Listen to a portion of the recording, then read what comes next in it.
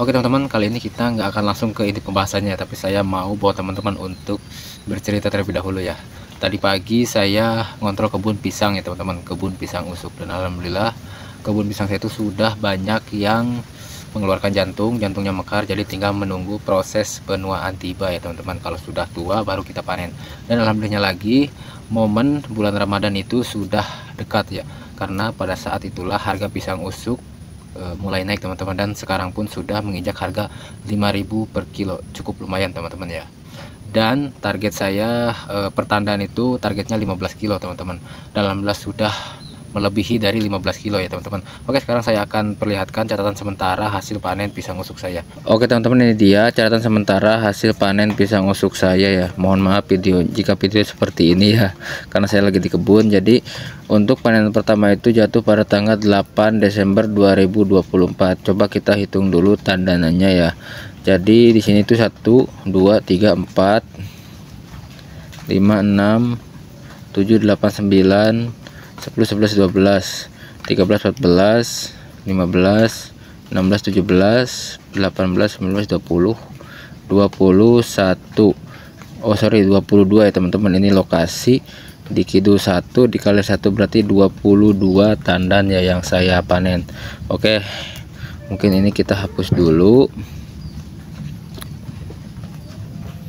Jadi 22 tandan teman-teman.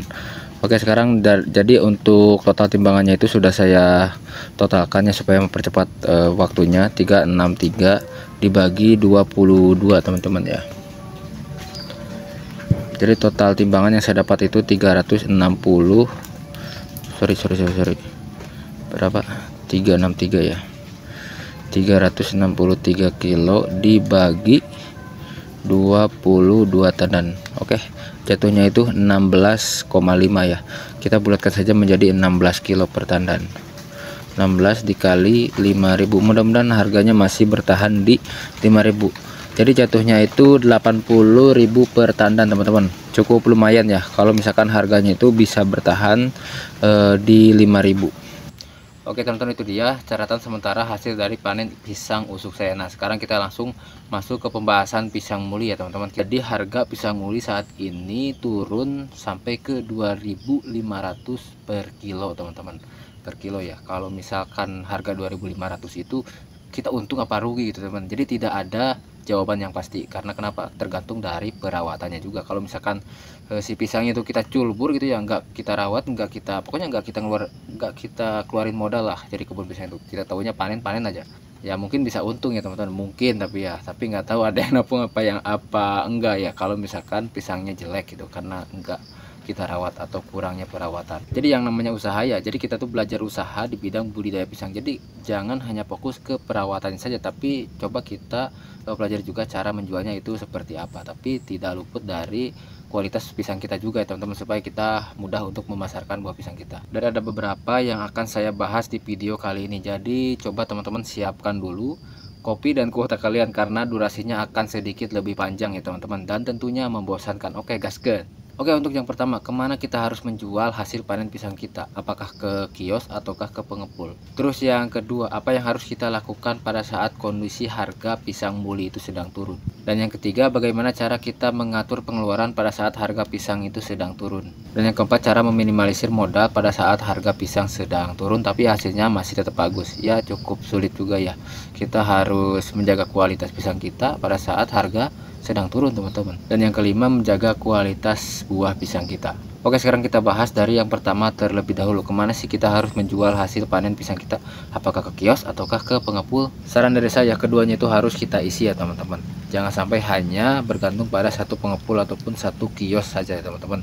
Jadi semakin banyak penampung buah pisang kita ya, kita akan semakin mudah gitu untuk menjual hasil panen pisang kita, kurang lebih seperti itu.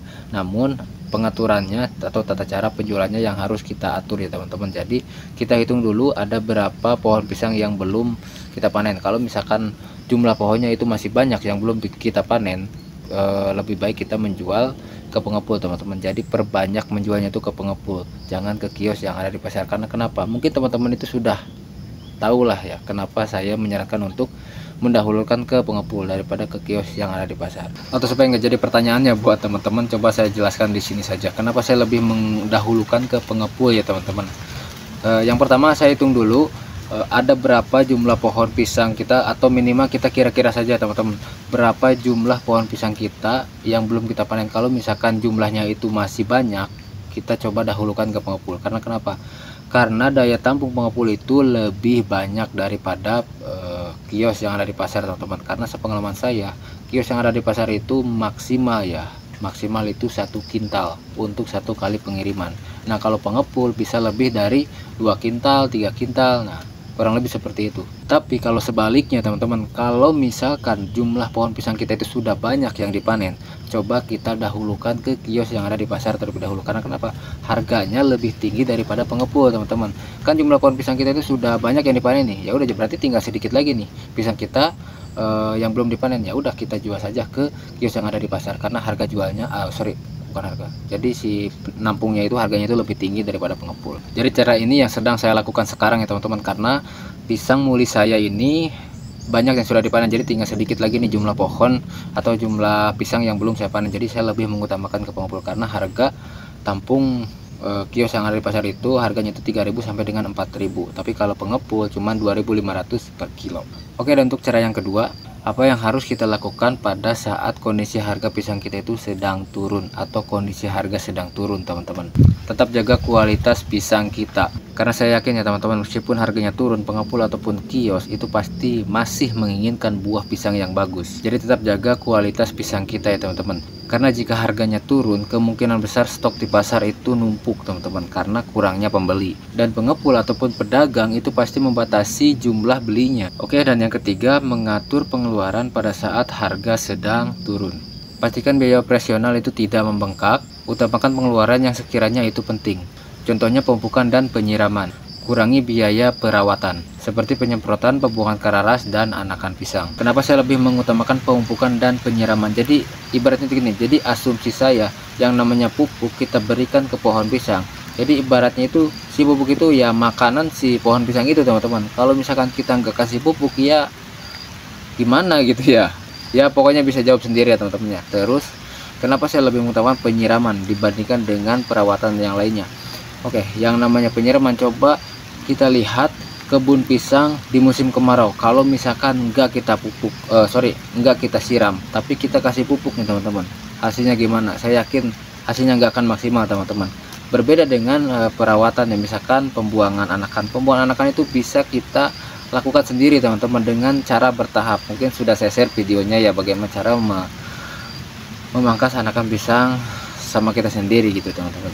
Terus memangkas daun pisang ya, mungkin yang namanya perawatan juga penting teman-teman, tapi penting mana pemupukan dan juga penyiraman. Oke, dikarenakan sekarang hujan teman-teman, kita lanjut di part kedua ya, meskipun pembahasannya masih panjang, kita lanjut di part 2. Let's go.